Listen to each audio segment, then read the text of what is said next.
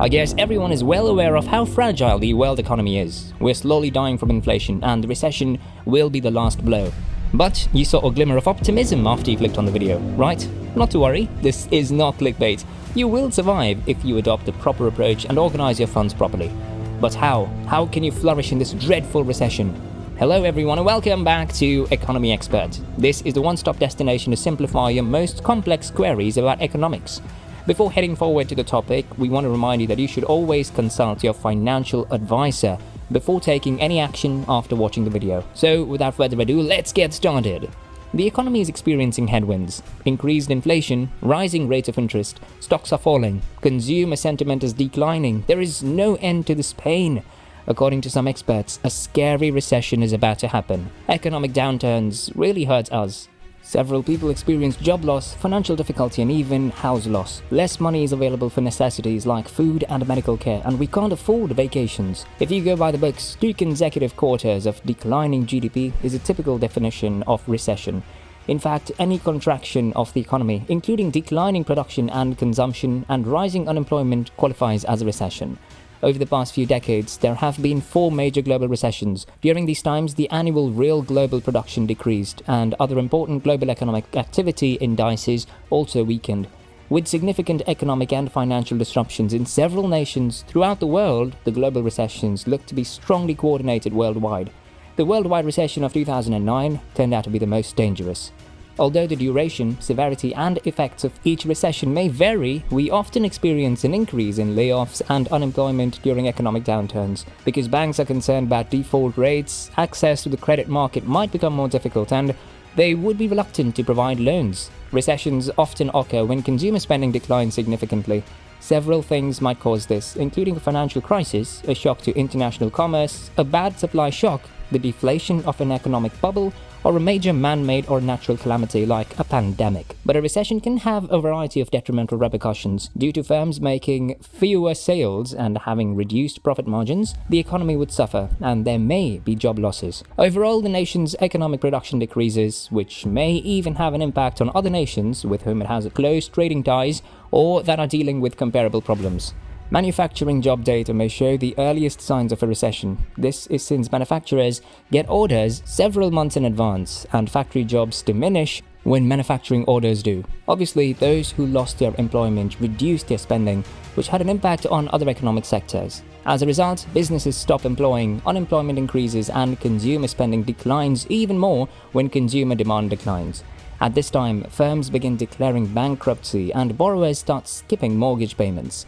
Recent college graduates who are unable to obtain suitable employment may experience the worst effects of a recession. In recessions, those who are working tend to spend less because they're concerned about losing their employment. However, if too many individuals cut back on their spending, Keynes' paradox of thrift may come into play. One person's spending equals another person's income. Therefore, if too many individuals cut back on their spending, a downward spiral of declining income and rising unemployment results. What is rational for one person may be detrimental to the economy. But what about the current scenario? Actually, it's pretty bad. The employment market would appear to be the only solid aspect of the economy right now, with the unemployment rate of 3.8%. But given that businesses are already starting to announce layoffs in response to the present economic headwinds, which include inflation, increasing interest rates and falling consumer demand, that is probably only a transitory situation. For your information, during the Great Recession, unemployment reached 10%, and it often took unemployed people 8 to 9 months to find new jobs. But this time, we're probably going to face more adverse effects of the recession. To tell you the truth, it's being predicted by an increasing number of financial experts that the US will enter one soon. A recession might happen in the near future, according to several economists who are constantly monitoring the economy. While Goldman Sachs estimates that there is a 30% chance that the United States will experience a recession in the coming year, Citigroup places a 50% likelihood of a worldwide recession during the following 18 months. We're not going to advise you not to be afraid. At times, fear is beneficial, but with that, adopt a calculated strategy. It's advisable to keep a close eye on your spending and avoid taking unnecessary risks that may jeopardize your financial goals while the economy is slow or in a recession. Your personal finances may suffer during a recession, but you can survive the economic storm by being organized and by adopting a few straightforward precautions to lower your risks. Actually, this circumstance prompts us to review our priorities and make financial adjustments. When things start to get better, you'll be ready to prosper since you won't be spending money on excess. So we suggest you become close-fisted.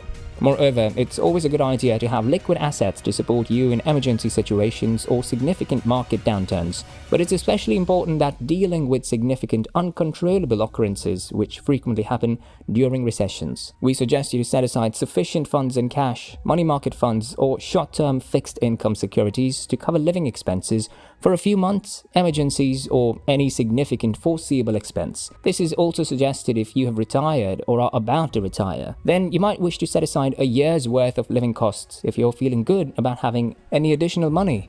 Even while it's always advisable to have a financial reserve on hand, backup savings can be useful if we do experience a downturn to aid with any unforeseen and sudden occurrences. Businesses frequently lower their headcounts during recessions and are more inclined to hire new employees late in the recovery process.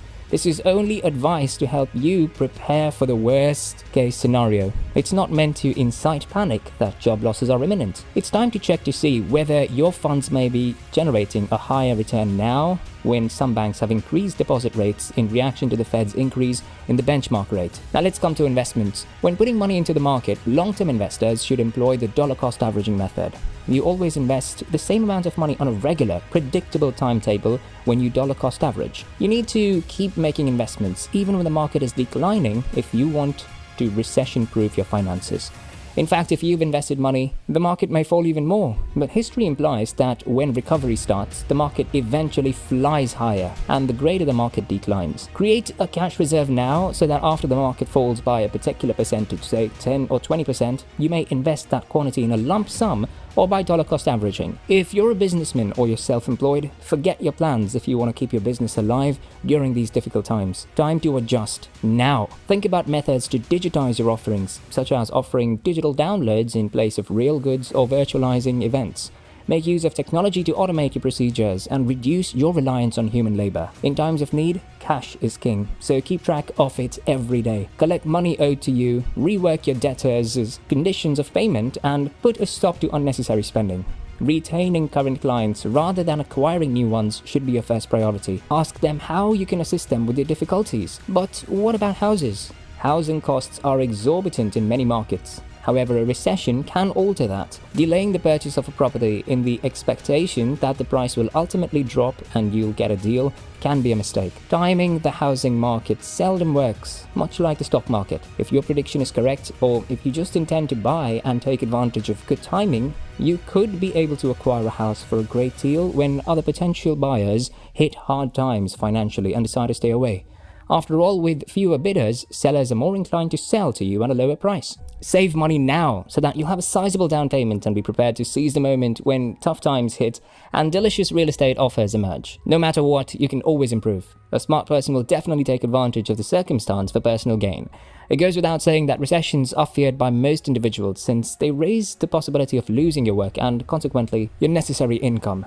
By making sure that you continue to be a valuable resource despite a competitive job market, you can help recession-proof your finances. To determine where you'll be able to meet a need or what you might need to catch up on to remain relevant for vacant opportunities, review your abilities and knowledge and compare them to the market, or try to acquire new skills. If you can grow when everyone else is struggling during a recession, there is nothing better than that. What do you think? Well, this brings us to the end of this video. Don't forget to tell us if you like these strategies. If you know other ways to beat the recession, feel free to tell us in the comment section below.